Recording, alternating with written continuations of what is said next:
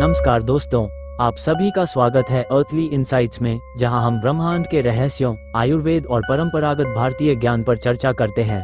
लेकिन आज की रात कुछ खास है। आज हम आपके लिए लेकर आए हैं 3 सच्ची डरावनी कहानियां जो आपकी रूह तक कंपा देंगी। ये कहानियां सिर्फ सुनी सुनाई बातें नहीं हैं, बल्कि हकीकत से जुड़ी घटनाएं हैं, जिन्हें सुनकर आपका यकीन अंधेरे से और भी गहरा हो जाएगा। तो तैयार हो जाए, क्योंकि यह रात लंबी होने वाली है।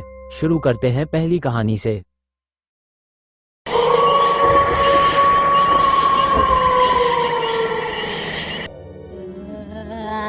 भारत में कई रहस्यमयी और खौफनाक जगहें हैं, लेकिन आज हम आपको ऐसी एक जगह के बारे में बताएंगे जो अपने ही देश में शापित और बदनाम मानी जाती है। इस जगह की कहानी सुनकर आपकी रूह कांप जाएगी। कहा जाता है कि यहाँ कुछ निर्दयी लोगों ने एक मासूम कपल को बड़ी ही बेरहमी से मौत के घाट उतार दिया था। उनके दर्द और अन्याय का निशान आज भी इस जगह पर महसूस किया जा सकता है। ऐसा माना जाता है कि वह कपल इस जगह को छोड़कर कभी नहीं गया। उनकी आत्माएं अपने अधूरे जीवन और न्याय के इंतजार में आज भी यहाँ भटक रही हैं। लोगों का कहना है कि रात के समय यहाँ से अजीबोगरीब आवाजें आती हैं। कई बार हल्की परछाइयों में एक कपल को चलते हुए देखा गया है। इस जगह का अंधेरा और रहस्यमय सन्नाटा किसी को भी अंदर तक झकझोर सकता है। ध्यान दें, ये कहानी प्रौढ़ दर्शकों के लिए है और अत्यधिक भयावह हो सकती है। कृपया इसे अपनी जिम्मेदारी पर सुनें। कमजोर दिल वालों और बच्चों के लिए इसे सुनना उपयुक्त नहीं है। ये बस एक शुरुआत है। इस दर्दनाक और डरावनी कहानी के हर पहलू को समझने के लिए जुड़िए हमारे साथ, क्योंकि अब वक्त है सच्चाई से सामना करने का।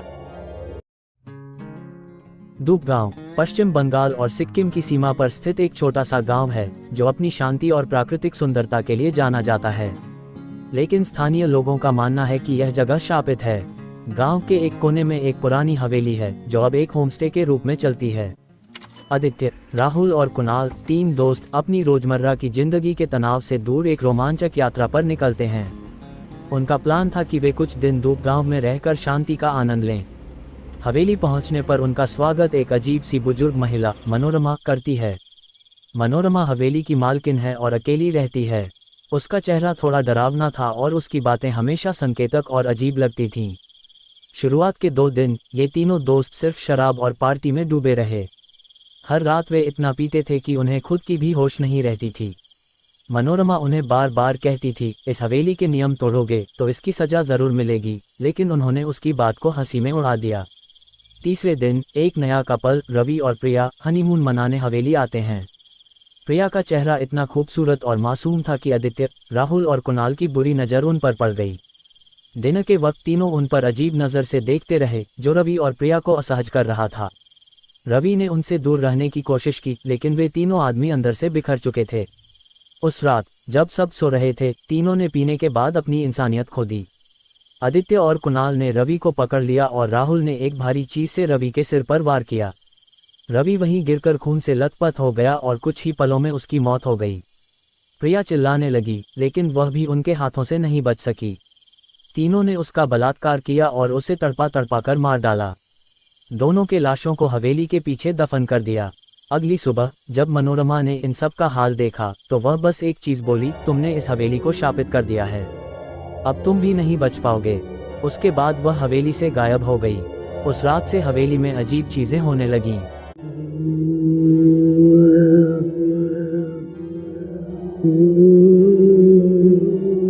रवि और प्रिया के चिल्लाने की आवाजें हवेली के कोने कोने में गूंजने लगीं। तीनों के सपने उनका पीछा नहीं छोड़ते थे। एक रात आदित्य ने राहुल और कुणाल को मरा हुआ पाया। उनकी बॉडी अजीब एंगल में टेढ़ी थी, जैसे किसी ने उन्हें तोड़ दिया हो। आदित्य ने वहां से भागने की कोशिश की, लेकिन जब तक वह गांव के बाहर पहुंचता, रवि और प्रिया की आत्मा ने उसे भी अपनी सजा दे दी। उस दिन के बाद से सरकार ने हवेली को बंद कर दिया। लोग कहते हैं कि जो भी उस जगह जाता है वापस नहीं आता। आज भी गांव के लोग उस हवेली के पास जाने से डरते हैं।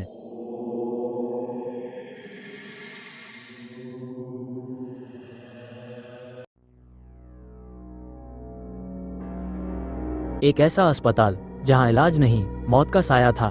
एक ऐसी जगह जहां दवाओं की खुशबू नहीं, बल्कि मौत की सड़ान थी। एक ऐसा रहस्य जो आज भी अनसुलझा है। यह है भांगड़ का भूतिया अस्पताल, जहां जिंदगी नहीं, बस मौत का डर बसता है। क्या ये सिर्फ एक कहानी है, या फिर यहाँ वाकई कुछ ऐसा है जिसे हम समझ नहीं सकते? आज हम आपको ले चलते हैं एक ऐसी यात्रा पर, जहाँ हर कदम पर डर, हर कोने में रहस्य और हर सांस में एक नया सवाल है। तैयार हैं आप इस सच्चाई से रूबरू होने के लिए, क्योंकि यह कहानी नहीं, एक सच्चाई है।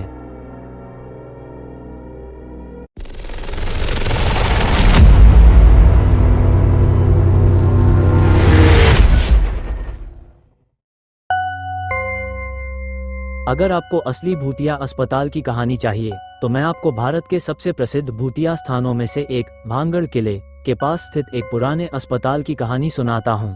ये कहानी राजस्थान के अलवर जिले में स्थित है और यह अस्पताल भांगड़ किले के पास ही स्थित था। भांगड़ किला अपने आप में एक डरावनी जगह के रूप में प्रसिद्ध है, लेकिन इसके पास का यह अस्पताल भी उतना ही रहस्यमय और डरावना माना जाता है। भांगड़ का भूतिया अस्पताल भांगड़ किले के पास एक पुराना अस्पताल था जो अब खंडहर में तब्दील हो चुका है। यह अस्पताल ब्रिटिश काल में बनाया गया था और उस समय यहाँ चेचक और प्लेग जैसी बीमारियों के मरीजों का इलाज किया जाता था। कहा जाता है कि इस अस्पताल में सैकड़ों मरीजों की मौत हो गई थी और उनकी आत्माएं आज भी वहां भटकती हैं।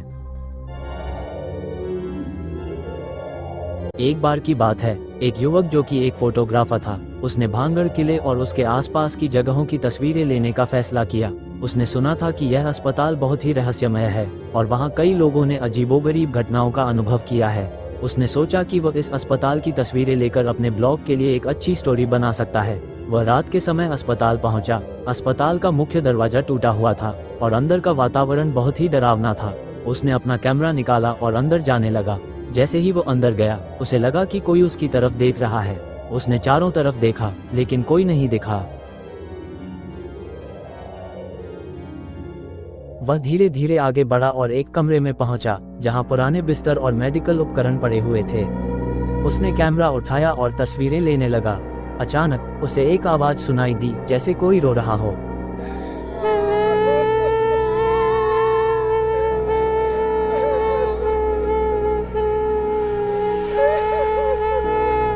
वह डर गया, लेकिन उसने हिम्मत जुटाई और आवाज की दिशा में बढ़ने लगा।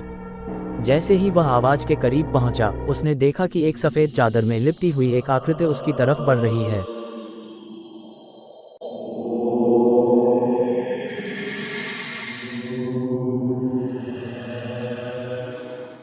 वह इतना डर गया कि वह वहां से भागने लगा, लेकिन जैसे ही वह भागा, उसे लगा कि कोई उसका पीछा कर रहा है।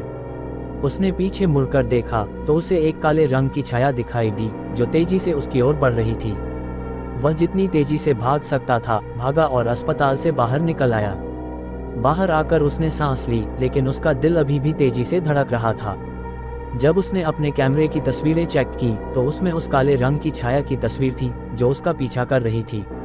उसके बाद उस युवक ने कभी भी उस अस्पताल के बारे में बात नहीं की और न ही कभी वहां जाने की कोशिश की। लोगों का मानना है कि उस अस्पताल में मरने वाले मरीजों की आत्माएं आज भी वहां भटकती हैं और वह जगह आज भी डर का प्रतीक बनी हुई है। ये कहानी भांगड़ किले और उसके आसपास के इलाकों में प्रचलित कई डरावनी कहानियों में से एक है।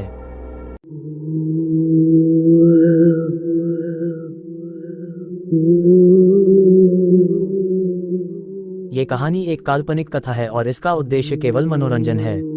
इसमें वर्णित घटनाएं, स्थान और पात्र पूरी तरह से काल्पनिक हैं। इस वीडियो में दिखाए गए दृश्य वयस्क दर्शकों के लिए हैं। कृपया इसे विवेकपूर्ण तरीके से देखें।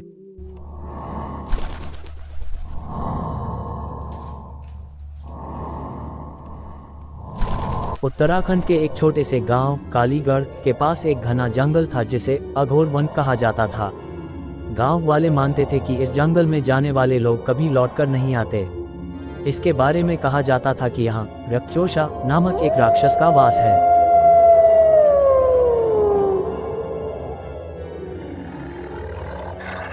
इस राक्षस के बारे में मान्यता थी कि वह रात के समय भटकने वाले लोगों का खून पीकर अपनी प्यास बुझाता है। सूरज ढलते ही कालीगढ़ के लोग अपने घरों में बंद हो जाते थे। वे दरवाजों पर लाल रंग के धागे बांधते और मां काली का नाम जपते। लेकिन पिछले कुछ महीनों से गांव में अजीब घटनाएं हो रही थीं। गांव के जानवर गायब हो रहे थे और कुछ लोगों की रहस्यमय मौतें हुई। उनके शरीर सूखे हुए लगते थे, मानो खून निकाल लिया गया हो। एक रात गांव में एक अजनबी पहुंचा। उसका नाम अर्जुन था। वह एक लेखक था और डरावनी कहानियों पर शोध करने आया था। गांव वालों ने उसे जंगल में जाने से मना किया, लेकिन अर्जुन ने उनकी बातों को अंधविश्वास समझा। उसने ठान लिया कि वह इस रक्षोषा के रहस्य का पर्दा फोड़ेगा। अगले दिन वह जंगल की ओर निकल पड़ा।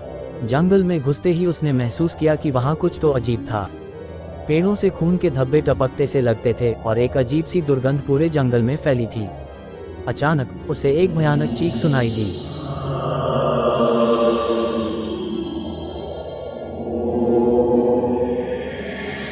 चीख की दिशा में अर्जुन बढ़ा तो उसने देखा कि एक आदमी जमीन पर गिरा हुआ था। उसकी आंखें डर से फटी हुई थीं और उसके गले पर गहरे निशान थे।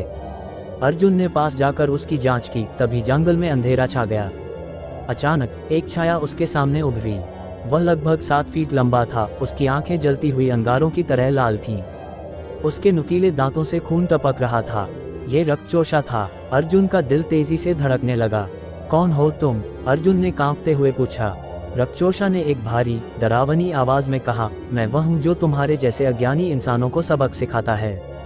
तुमने इस जंगल में कदम रखकर अपनी मौत को बुलाया है।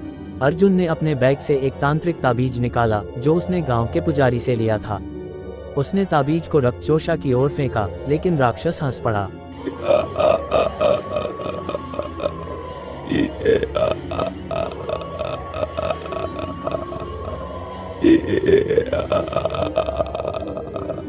तुम्हारे मानव अस्त्र मुझे रोक नहीं सकते, उसने कहा। रक्तचोषा ने अर्जुन पर हमला किया। अर्जुन ने पूरी ताकत लगाकर भागने की कोशिश की, लेकिन जंगल उसे अपने जाल में फंसाने लगा। पेड़ उसकी राह रोकने लगे और हवा में खून की बदबू भर गई। अर्जुन चीखता रहा, लेकिन उसकी आवाज़ सुनने वाला कोई नहीं था। सुबह गांव वाले अर्जुन की तलाश में जंगल गए। उन्होंने उसे एक पेड़ के नीचे मृत पाया। उसका शरीर सूखा हुआ था और उसकी आंखें खौफ से फटी हुई थीं।